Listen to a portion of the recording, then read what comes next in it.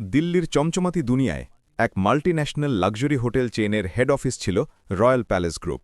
এটি ছিল ভারতের সবচেয়ে বড় হোটেল চেইন, যার হোটেল সারা দুনিয়ায় ছড়িয়েছিল। ৫ তারকা লাক্সারি, রাজসিক ঠাটবাট এবং বেমিসাল সার্ভিসের জন্য মশহুর। কোম্পানির মালিকের নাম ছিল বীর প্রতাপ সিং, ৩২ বছরের যুবক বিজনেসম্যান, যাকে লোকে হোটেল ইন্ডাস্ট্রির রাজকুমার বলত। কিন্তু বীর গত ৬ মাস ধরে তার মুখ কাউকে দেখায়নি। বোর্ড মিটিংয়ে সে শুধু ভয়েসে যুক্ত হতো, মুখ কখনো দেখাত না, কারণ সে নিজে তার কোম্পানির সত্যি জানতে চাইত। বীরের ব্যাকগ্রাউন্ড রাজসিক ছিল। সে রাজস্থানের এক পুরনো রাজঘরানা থেকে ছিল, কিন্তু পরিবারের সম্পত্তি কমে গিয়েছিল। বীর তার বুদ্ধি এবং মেহনত দিয়ে হোটেল বিজনেস শুরু করেছিল এবং ১০ বছরে সাম্রাজ্য খাড়া করে দিয়েছিল। এখন তার কাছে নিজস্ব জেট, মহলের মতো বাংলো এবং আরবের সম্পত্তি ছিল। কিন্তু তার ভয় ছিল যে কোথাও তার কর্মচারীরা অহংকারে ডুবে না যায়। তাই সে এক অদ্ভুত পরীক্ষা করেছিল। সে নিজেকে এক সাধারণ ওয়েটার বানিয়ে তারই দিল্লির ফ্ল্যাগশিপ হোটেল রয়্যাল প্যালেসে দিল্লিতে কাজ করতে শুরু করেছিল। সে তার নাম বদলে বিক্কি রেখেছিল। সাদা কাপড় পরে দিন-রাত গেস্টদের সার্ভিস দিত। কেউ জানত না যে ট্রে তুলে নেয়া এই যুবক আসলে কোম্পানির মালিক। হোটেলের জেনারেল ম্যানেজার ছিল অবনী রায়, ২৯ বছরের সুন্দরী, আত্মবিশ্বাসী এবং খুবই সখ্ত মহিলা। অবনী আইআইটি এবং আইআইএম থেকে পড়াশোনা করেছিল। তারপর বিদেশ থেকে হসপিটালিটি ম্যানেজমেন্টের কোর্স করেছিল। সে হোটেলের প্রতিটি ছোট বড় জিনিসের ওপর নজর রাখত। গেস্টদের অভিযোগ বরদাস্ত করত না। কর্মচারীদের মধ্যে তার ক্ষোভ ছিল। অবনীর মনে হতো হোটেলের সব সফলতা তার শক্তি এবং পারফেকশনের কারণে। সে সবসময় ডিজাইনার স্যুটে থাকত, হাই হিলস পরত এবং কখনো হাসত না। তাদের সম্পর্কে গুজব ছিল যে সে কোনো আমির ঘরানার মেয়ে, কিন্তু সত্যি ছিল যে সে এক ছোট শহরের মধ্যবিত্ত মেয়ে, যে তার মেহনত দিয়ে এই মুকাম হাসিল করেছিল। সেই সত্যি লুকানোর জন্য সবসময় পারফেক্ট দেখানোর চেষ্টা করত। এক ব্যস্ত শুক্রবারের সন্ধ্যা ছিল। হোটেলের রেস্টুরেন্ট পুরোপুরি প্যাক ছিল। বিদেশি গেস্ট, বিজনেস ডাইকুন, বলিউড সেলিব্রিটি সবাই ছিল। বিক্কি বনে বীর এক টেবিলে সার্ভিস করছিল। সে ট্রেতে স্যুপ এবং স্টার্টার নিয়ে যাচ্ছিল যে হঠাৎ এক গেস্ট তাকে টোকা দিল। কিন্তু আসল ঘটনা অবনীর সাথে ঘটেছিল। অবনীর রেস্টুরেন্টের রাউন্ড নিচ্ছিল। সে দেখেছিল এক টেবিলের পাশে মেঝেতে সামান্য পানি পড়ে আছে, হয়তো কোনো গেস্টের গ্লাস থেকে। অবনীর পাড়া চড়ে গিয়েছিল। সে পাশে দাঁড়ানো ওয়েটার বিক্কি বীরকে ডেকেছিল, এই তুমি এদিকে এসো। বীর ট্রে রেখে তার কাছে এসেছিল। জি ম্যাম। এটা কি নোংরা? মেঝেতে পানি পড়ে আছে আর তোমার চোখে পড়ছে না? তোমার কি হোটেলের ইজ্জতের কোনো খেয়াল নেই? ৫ তারকা হোটেল, এটা কোনো ঢাবা নয়। তোমার মতো লাপারওয়া লোক এখানে চলবে না। বীর শান্ত স্বরে বলেছিল, সরি ম্যাম, আমি এক্ষুনি সাফ করে দিচ্ছি। কিন্তু অবনীর রাগ শান্ত হয়নি। সে আরও জোরে হয়ে গিয়েছিল। শুধু সরি বলে কাজ চলে যাবে? তোমাকে ট্রেনিং দেয়া হয়েছে নাকি? জানি না এইচআরওয়ালারা তোমাকে কিভাবে রেখেছে। তোমার কারণে গেস্ট কমপ্লেন করতে পারে। যাও, এক্ষুনি তোমার জিনিসপত্র নাও এবং হোটেল থেকে বাইরে বেরিয়ে যাও। তুমি টার্মিনেটেড। আশেপাশের অন্য ওয়েটার এবং স্টাফ চুপচাপ দেখছিল, কিন্তু কেউ বলার সাহস করছিল না। বীর কিচ্ছু বলেনি, শুধু মাথা নিচু করে হালকা মুচকি হাসি সাথে চুপচাপ কিচেনের দিকে চলে গিয়েছিল। অবনী আবার রাউন্ড চালিয়ে গিয়েছিল, যেন কিছু ঘটেইনি। কিন্তু বীরের ভেতরে ঝড় উঠছিল। সে স্টাফ রুমে গিয়েছিল, তার এপ্রন খুলে বাইরে বেরিয়ে গিয়েছিল। বাইরে হোটেলের পিছনে তার লাক্সারি গাড়ি দাঁড়িয়েছিল, কিন্তু সে হেঁটেই বেরিয়ে গিয়েছিল। বাড়ি পৌঁছে, যা আসলে দিল্লির সবচেয়ে পশ এলাকায় এক আলিশান বাংলো ছিল, সে সোফায় বসে গিয়েছিল।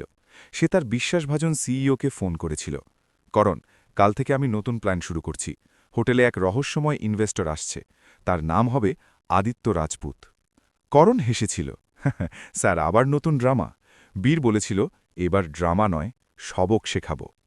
ওদিকে হোটেলে অবনী তার অ্যাসিস্ট্যান্ট মিশকার সাথে কথা বলছিল। আজই ওয়েটারকে বের করে ভালো করেছি। এমন লোক হোটেলের রেপুটেশন খারাপ করে। মিশকা ধীরে ধীরে বলেছিল, ম্যাম, হয়তো সে নতুন ছিল, একটু ট্রেনিং দিয়ে দিতেন। অবনী তীক্ষ্ণ চোখে তাকিয়েছিল। ট্রেনিং? এখানে পারফেকশন দরকার মিশকা, কোনো অজুহাত নয়। রাতে অবনী তার ফ্ল্যাটে ছিল। তাকে এক অজানা নম্বর থেকে মেসেজ এসেছিল, তুমি ভুল ব্যক্তিকে বের করেছ, খুব শিগগিরই সত্যি সামনে আসবে। অবনী মেসেজ পড়ে হেসে দিয়েছিল, কেউ মজা করছে, কিন্তু ভেতর থেকে একটু অস্থির হয়ে গিয়েছিল। হোটেলে স্টাফ রুমে গুজব শুরু হয়ে গিয়েছিল। এক ওয়েটার বলেছিল, ইয়ার ওই বিক্কি বড় অদ্ভুত ছিল, কখনো রাগ করত না। দ্বিতীয়জন বলেছিল, হয়তো সে কোনো আমিরের ছেলে ছিল যে এক্সপিরিয়েন্স নিচ্ছিল। সবাই হেসে উঠেছিল, কিন্তু বীর জানত এখন খেলার দ্বিতীয় রাউন্ড শুরু হতে যাচ্ছে, এবং যখন সত্যি খুলবে তখন অবনীসহ সবার হুশ উড়ে যাবে। পরের সকালে রয়্যাল প্যালেস দিল্লিতে হইচই মেচে উঠেছিল। হোটেলের লবিতে স্টাফ মিটিং চলছিল। অবনী রায় সব ডিপার্টমেন্ট হেডদের সামনে দাঁড়িয়েছিল। তার গলায় সেই শক্তি ছিল যা সবসময় থাকত। কাল রাতের সার্ভিস রিপোর্ট দেখেছি আমি। 2 গেস্ট কমপ্লেন করেছে যে তাদের ওয়াইন ডিলে এসেছে। এটা বরদাস্ত হবে না। আমাদের হোটেল দুনিয়ার বেস্ট 5 স্টার হোটেলের মধ্যে সামিল। যদি এমন কমপ্লেন্ট আসে তাহলে আমাদের রেকিং পড়ে যাবে। আমি চাই আজ থেকে প্রত্যেক শিফটে পারফেকশন হবে, কোনো ভুল নয়। সবাই চুপচাপ মাথা নাড়ছিল। অবনীর চোখ সবাইকে ভয় দেখানোর জন্য যথেষ্ট ছিল। মিটিং শেষ হবার পর অবনী তার অ্যাসিস্ট্যান্ট মিশকার সাথে তার কেবিনের দিকে যাচ্ছিল। তখন হোটেলের ফ্রন্ট ডেস্ক ম্যানেজার তাদের থামিয়েছিল। ম্যাম, এক খুব গুরুত্বপূর্ণ গেস্ট আজ চেক ইন করতে আসছে। নাম আদিত্য রাজপুত। তারা পুরো প্রেসিডেন্সিয়াল স্যুট বুক করেছে 1 মাসের জন্য, এবং বিশেষ নির্দেশ আছে যে কোনো স্টাফ তাদের সম্পর্কে বাইরে কথা না বলে। তারা খুব প্রাইভেসি চান। অবনীর ভ্রু কুঁচকে গিয়েছিল। আদিত্য রাজপুত, আমি এই নাম শুনেছি। রাজস্থানের বড় বিজনেসম্যান না? হোটেল চেনে ইনভেস্ট করার কথা চলছে কি? ম্যানেজার বলেছিল, জি ম্যাম, এই গুজবই। বলা হচ্ছে তারা আমাদের চেনে বড় ইনভেস্ট করতে যাচ্ছেন। সিইও সাহেব খাস তাকিদ করেছেন যে তাদের পুরো খেয়াল রাখা হবে। অবনী মুচকি হেসেছিল। প্রথমবার সামান্য হাসি তার মুখে এসেছিল। ঠিক আছে, আমি নিজে তাদের ওয়েলকাম করব। স্যুট তৈরি রাখো। দুপুর ঠিক 2 বাজে এক চমচমাতি কালো রোলস রয়েস হোটেলের পোর্টিকোতে থেমেছিল। দরজা খুলে তার থেকে নেমেছিল এক হ্যান্ডসাম যুবক। লম্বা কদ, চওড়া কাঁধ, গভীর চোখ, কালো স্যুটে খুবই আকর্ষক। তার পিছনে 2 বডিগার্ড ছিল, কিন্তু তারা দূরে দাঁড়িয়েছিল। এ ছিল বীর প্রতাপ সিং, নতুন অবতরে আদিত্য রাজপুত। অবনী নিজে লবিতে দাঁড়িয়েছিল ওয়েলকাম করার জন্য। যেই আদিত্য ভিতরে ঢুকেছিল, অবনী এগিয়ে এসেছিল। Welcome to royal palace, mister Rajput. আমি অবনী রায়, জেনারেল ম্যানেজার। আশা করি আপনার সফর ভালো ছিল। আদিত্যবীর তাকে গভীরভাবে দেখেছিল। অবনীর সৌন্দর্য এবং আত্মবিশ্বাস দেখে মনে মনে মুচকি হেসেছিল, কিন্তু মুখ গম্ভীর রেখেছিল। সে হাত মিলিয়েছিল। তার হাত গরম এবং মজবুত ছিল। থ্যাংক ইউ মিস রায়। আমি শুনেছি এই হোটেল আপনার ম্যানেজমেন্টে বেস্ট চলছে। অবনীর ভালো লেগেছিল। জি, আমরা চেষ্টা করি। চলুন আমি আপনাকে আপনার স্যুট পর্যন্ত ছেড়ে দিই। লিফটে 2 জন একা ছিল। আদিত্য কথা শুরু করেছিল। আমি আপনার হোটেলের অনেক তারিফ শুনেছি, কিন্তু কিছু জিনিস নিজে দেখতে এসেছি। ইনভেস্ট করার আগে আমার নিশ্চিত হওয়া দরকার যে এখানকার সার্ভিস এবং ম্যানেজমেন্ট টপ ক্লাস। অবনী বলেছিল, আপনি নিশ্চিন্ত থাকুন মিস্টার রাজপুত, আমাদের টিম বেস্ট, কোনো কমি পাবেন না আপনি। স্যুটের দরজা খুলেছিল। প্রেসিডেন্সিয়াল স্যুট, পুরো ফ্লোর। বারান্দা থেকে দিল্লির স্কাইলাইন দেখা যেত। প্রাইভেট পুল, জ্যাকুজি, সব কিছু লাক্সারি। আদিত্য চারদিক দেখে বলেছিল, খুব ভালো, কিন্তু আসল টেস্ট তো সার্ভিসের হয়। অবনী মুচকি হেসে বলেছিল, আপনি যে কোনো অর্ডার দিন, তুরন্ত পাবেন। সন্ধ্যায় আদিত্য রুম সার্ভিসে অর্ডার করেছিল এক স্পেশাল রাজস্থানী থালি, কিন্তু জেনে বুঝে সে এক কঠিন ডিমান্ড যোগ করেছিল। থালিতে লাল মাংস থাকতে হবে, এবং সেটাও খাস তালিকায় তৈরি। হোটেলে ননভেজ ছিল, কিন্তু এত স্পেসিফিক ডিমান্ড কম আসত। কিচেনে হইচই মেচে গিয়েছিল।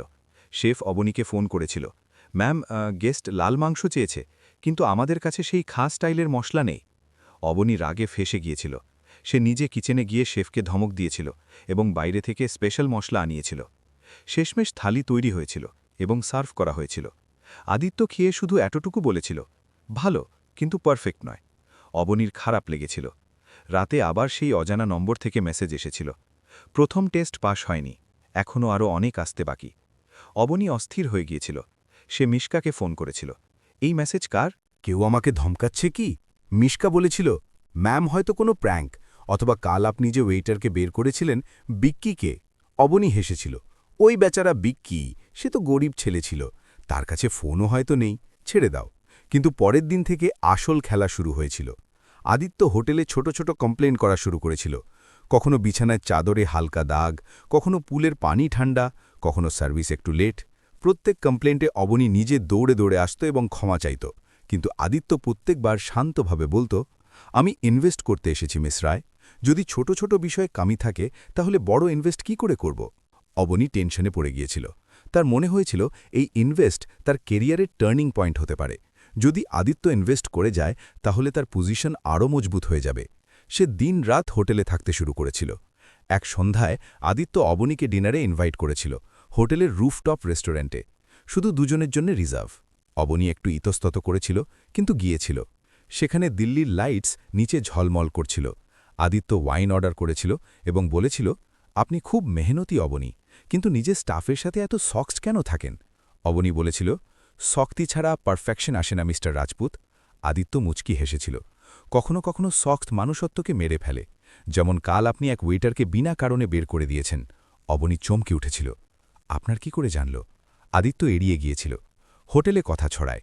ডিনারের পর অবনী তার কেবিনে ছিল। তাকে হঠাৎ মনে পড়েছিল যে আদিত্যর চোখ কিছু চেনা চেনা লাগছিল, যেন বিক্কির মতো, কিন্তু সে ঝেড়ে ফেলেছিল। পাগলামি।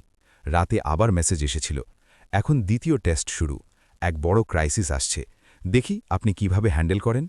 অবনীর ঘুম উড়ে গিয়েছিল। সে জানত না যে হোটেলে পরের দিন এক খুব বড় ইন্টারন্যাশনাল ইভেন্ট হতে যাচ্ছে, এক বলিউড স্টারের প্রি ওয়েডিং পার্টি, যেখানে 200 জন ভিআইপি গেস্ট আসতে যাচ্ছে। এবং আদিত্য জেনে বুঝে এমন কিছু প্ল্যান করেছিল যে সেই ইভেন্টে এক বড় সংকট আসবে। বীর আদিত্য তার স্যুটে বসে মুচকি হাসছিল। এখন দেখি অবনী রায়, তুমি পারফেকশনের কথা বলো, কিন্তু যখন আসল আগুন লাগবে তখন কি করবে? সাসপেন্স বাড়তে যাচ্ছিল। হোটেলের মাহল তানাত্রাক্ত হয়ে গিয়েছিল।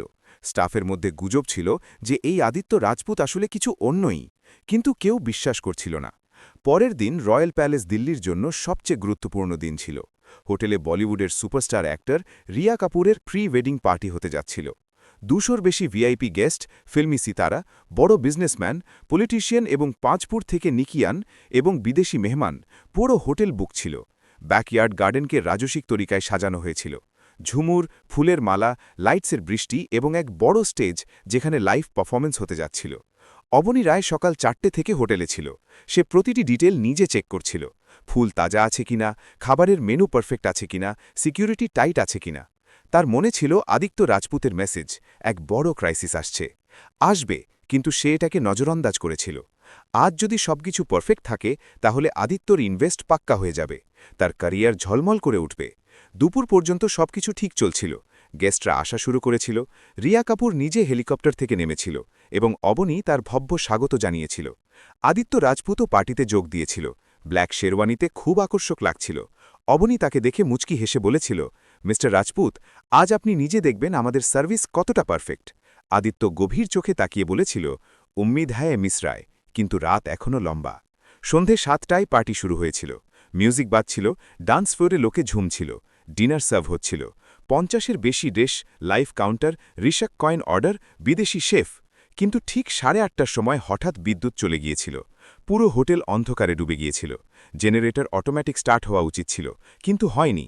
হোটেলে আফরাতাফরি মেচে গিয়েছিল। গেস্টরা চিৎকার করতে শুরু করেছিল। কেউ বলেছিল, এটা কি হচ্ছে? রিয়া কাপুর রাগে অবনীর কাছে এসেছিল। হ্যাপি দিয়া কিয়া মিস রায়, এটা 5 তারকা হোটেল না কোনো লোকাল ব্যাঙ্কোয়েট হল, বিদ্যুৎ কেন গেল? অবনী ঘামে ভিজে গিয়েছিল। সে তুরন্ত ইলেকট্রিশিয়ানকে ডেকেছিল, কিন্তু সমস্যা বড় ছিল। মেইন জেনারেটরে কোনো টেকনিক্যাল ফল্ট এসে গিয়েছিল এবং ব্যাকআপ জেনারেটরকে কেউ ভুল করে ম্যানুয়াল মোডে দিয়ে দিয়েছিল। অবনী দৌড়ে দৌড়ে কন্ট্রোল রুমে গিয়েছিল। স্টাফ ঘাবড়ে যাচ্ছিল। তখন আদিত্য তাদের কাছে এসেছিল। শান্ত স্বরে বলেছিল, শান্ত থাকুন মিস রায়, আমি সাহায্য করতে পারি। আমার ইলেকট্রিক্যাল সিস্টেমের সামান্য বোঝাপড়া আছে। অবনী হতবাক হয়েছিল, কিন্তু কোনো উপায় ছিল না। দুজনে কন্ট্রোল রুমে গিয়েছিল। আদিত্য 15 মিনিটে সমস্যা বের করেছিল। এক তারের শর্ট সার্কিট ছিল, যেটা ঠিক করতে হবে, কিন্তু তার জন্য মেইন সুইচ বন্ধ করতে হয়েছিল, যার জন্য আরও 10 মিনিট অন্ধকার থেকেছিল। শেষমেশ বিদ্যুৎ এসেছিল। গেস্টরা স্বস্তির নিঃশ্বাস ফেলেছিল। কিন্তু সংকট এখানেই শেষ হয়নি।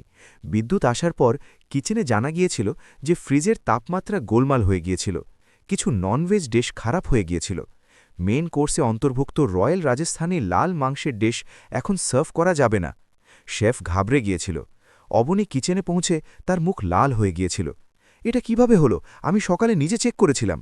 শেফ বলেছিল, ম্যাম, বিদ্যুৎ গিয়েছিল না, ফ্রিজ অটো চলেনি।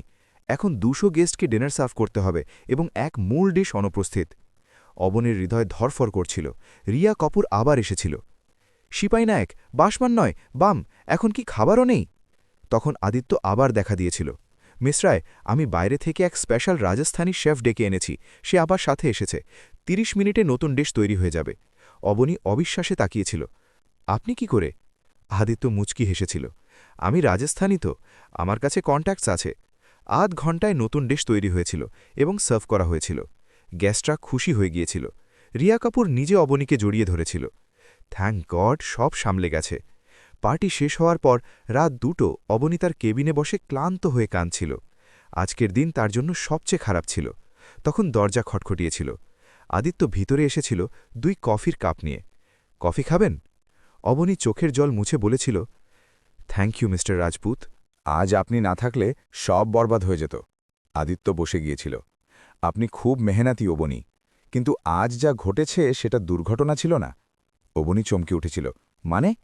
আদিত্য বলেছিল কেউ জেনে বুঝে জেনারেটরকে ম্যানুয়াল মোডে দিয়ে দিয়েছিল এবং ফ্রিজের প্লাগও ঢিলা করে দিয়েছিল। এটা স্যাবোটাজ ছিল। অবনীর হুঁশ উড়ে গিয়েছিল। কে করতে পারে এটা? আদিত্য গভীর নিঃশ্বাস ফেলে বলেছিল, হয়তো কোনো ভিতরের লোক অথবা কোনো বাইরের, যে চায় না আমি এখানে ইনভেস্ট করি। অবনী ভয় পেয়ে গিয়েছিল। পুলিশকে বলি? আদিত্য বলেছিল, এখন না, আগে নিজে জানব। আপনি শুধু শান্ত থাকুন। সেই রাতে দুজনে অনেকক্ষণ কথা বলেছিল। অবনী প্রথমবার তার মন খুলে বলেছিল, আমি ছোট শহর থেকে মিস্টার রাজপুত মেহনত করে এখানে পৌঁছেছি।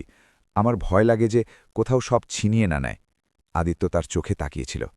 আপনি মজবুত অবনী, এবং আজ আমি দেখেছি যে আপনি একা নন। দুজনের চোখ মিলেছিল। কয়েক মুহূর্তের জন্য সময় থেমে গিয়েছিল। অবনীর মনে হয়েছিল আদিত্যের চোখে কিছু চেনা চেনা উষ্ণতা আছে, কিন্তু সে বুঝতে পারেনি। পরের সকালে অবনী সিসিটিভি ফুটেজ চেক করেছিল। তাকে কিছু সন্দেহজনক দেখা গিয়েছিল। রাতে কেউ লুকিয়ে কন্ট্রোল রুমের কাছে ছিল, কিন্তু মুখ স্পষ্ট ছিল না। সে আদিত্যকে বলেছিল। আদিত্য বলেছিল, যা, পরে আমি এটা তদন্ত করাব। কিন্তু আসল সত্যি ছিল যে সাবোটাজ নিজে আদিত্য বীর তার এক বিশ্বাসভাজন স্টাফ দিয়ে করিয়েছিল। সে অবনীকে টেস্ট করতে চেয়েছিল যে সংকটে সে কিভাবে হ্যান্ডেল করে, এবং অবনী পাস হয়ে গিয়েছিল। এখন বীরের মনে হয়েছিল অবনীর মধ্যে কিছু বিশেষ আছে। সে শক্ত, কিন্তু মনের ভালো। ওদিকে স্টাফের মধ্যে গুজব জোরদার হয়ে গিয়েছিল। এক পুরনো ওয়েটার বলেছিল, ইয়ার, ওই আদিত্য রাজপুত কোনো সাধারণ লোক মনে হয় না, কাল সে নিজে জেনারেটর ঠিক করেছে।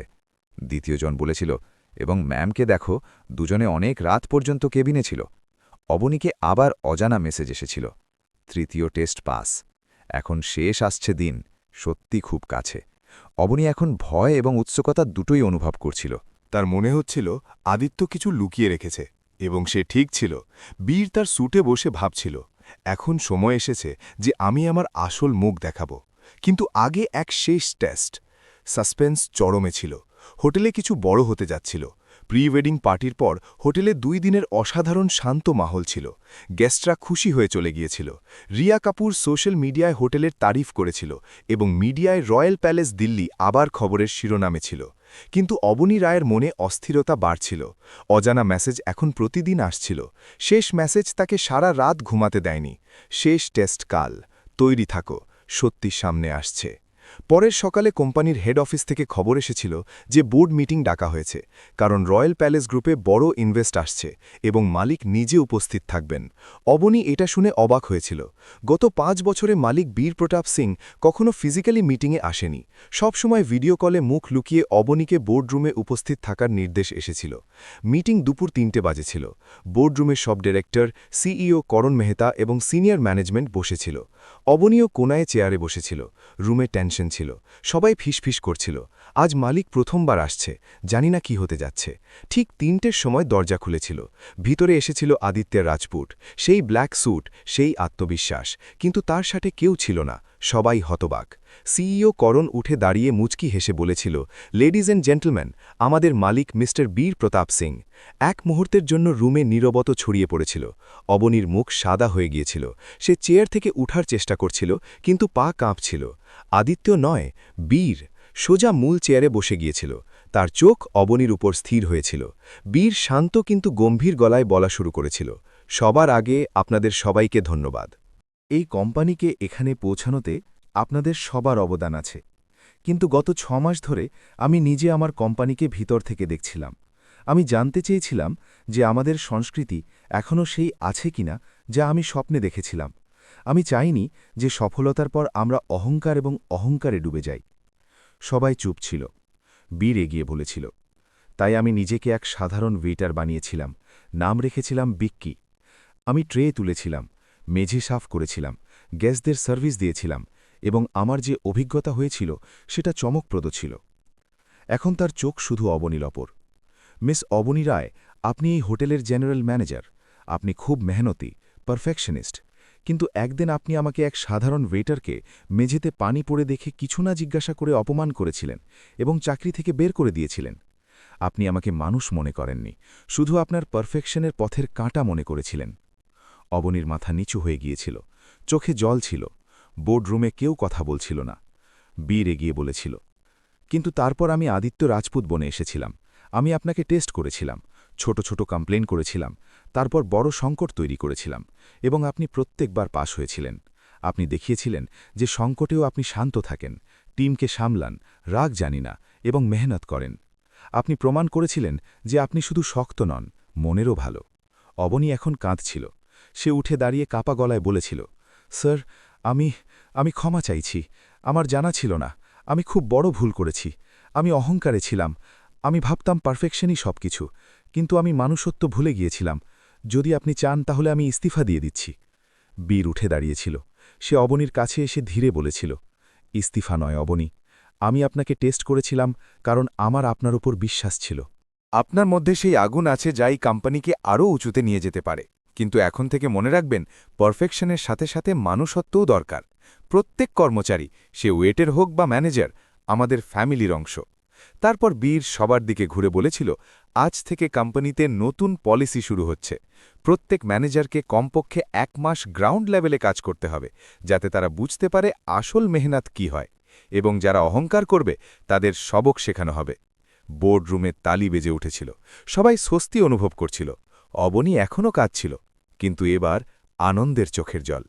মিটিং শেষ হবার পর বীর অবনীকে থামার ইশারা করেছিল। রুম খালি হয়ে গিয়েছিল, শুধু দুজন বাকি। বীর বলেছিল, অবনী, আমি তোমাকে টেস্ট করেছি, কিন্তু নিজেও টেস্ট হয়ে গিয়েছি। তোমার মেহনত, তোমার জুনুন, তোমার ইমানদারি, সব কিছু দেখেছি, এবং কোথাও না কোথাও আমি তোমার প্রতি প্রভাবিত হয়ে গিয়েছি। অবনী আশ্চর্য হয়ে তার দিকে তাকিয়েছিল। স্যার, মানে? বীর মুচকি হেসেছিল, প্রথমবার পুরো হাসি। মানে এই যে আমি শুধু মালিক নই, একজন মানুষও, এবং আমার মনে হয়েছে যে হয়তো তোমার সাথে জীবনের এক নতুন অধ্যায় শুরু করা যেতে পারে। যদি তুমি চাও তাহলে। অবনীর চোখ বড় হয়ে গিয়েছিল, সে কিছু বলতে পারেনি। বীর তার হাত ধরেছিল। আমি জানি এটা হঠাৎ, কিন্তু গত কয়েকদিনে যে সময় আমরা একসাথে কাটিয়েছি, সেই রাত যখন আমরা সংকট সামলেছি, সেই কফি, সেই কথা, সেই সব মিথ্যে ছিল না। আমার মনে যে অনুভূতি জেগেছে সেটা সত্যি। অবনী হাত ছাড়েনি। সে ধীরে বলেছিল, আমি কখনো ভাবিনি যে এমন হতে পারে, কিন্তু আপনি আমাকে বদলে দিয়েছেন স্যার। আপনি আমাকে শিখিয়েছেন যে পারফেকশনের উপরেও কিছু আছে, মানুষত্ব এবং ভালোবাসা। আমি তৈরি। দুজনে একে অপরের চোখে তাকিয়েছিল। বাইরে সন্ধে হচ্ছিল, দিল্লির লাইটস জ্বলছিল। বীর অবনীকে জড়িয়ে ধরেছিল। কয়েক মাস পর রয়্যাল প্যালেস গ্রুপ আগের চেয়ে অনেক বেশি সফল ছিল। নতুন পলিসির কারণে কর্মচারীরা খুশি ছিল, সার্ভিস আরও ভালো হয়ে গিয়েছিল, এবং সবচেয়ে বড় খবর, বীর প্রতাপ সিং এবং অবনী রায়ের সাগাইয়ের ঘোষণা হয়েছিল। পুরো কোম্পানিতে এক জন্মোৎসব ছিল। অবনী এখনও ততটাই মেহনতি ছিল, কিন্তু এখন তার মুখে সবসময় হাসি থাকত। সে প্রত্যেক নতুন কর্মচারীর সাথে নিজে দেখা করত এবং বলত, এখানে পারফেকশন গুরুত্বপূর্ণ, কিন্তু তার চেয়ে বেশি গুরুত্বপূর্ণ তোমাদের সম্মান। বীর এবং অবনী একসাথে হোটেলের গ্রাউন্ডে ঘুরত, কখনো ওয়েটারদের সাথে চা খেত, কখনো গেস্টের সাথে নিজে কথা বলত। কোম্পানি এখন শুধু বিজনেস নয়, এক পরিবার হয়ে গিয়েছিল। এবং সেই দিনের স্মৃতি, যেদিন অবনী বিক্কিকে বের করেছিল, এখন দুজনের জন্য এক হাসির বিষয় হয়ে গিয়েছিল। বীর কখনো মজা করে বলত, যদি তুমি সেদিন আমাকে বের না করতে, তাহলে হয়তো আমি তোমার সাথে কখনো দেখা করতামই না। অবনী হেসে জবাব দিত, আর যদি আপনি আমাকে টেস্ট না করতেন, তাহলে আমি কখনো বদলাতাম না। তাদের প্রেমের গল্প হোটেলের দেয়ালে গুঞ্জন করত, এক গোপন রাজকুমার এবং এক শক্ত ম্যানেজারের গল্প, যা শেষমেশ একে অপরের জন্য তৈরি হয়েছিল। বন্ধুরা, এই গল্পটি আপনাদের কেমন লাগল? ভিডিওতে কমেন্ট করে আপনার মতামত অবশ্যই দিন। ধন্যবাদ।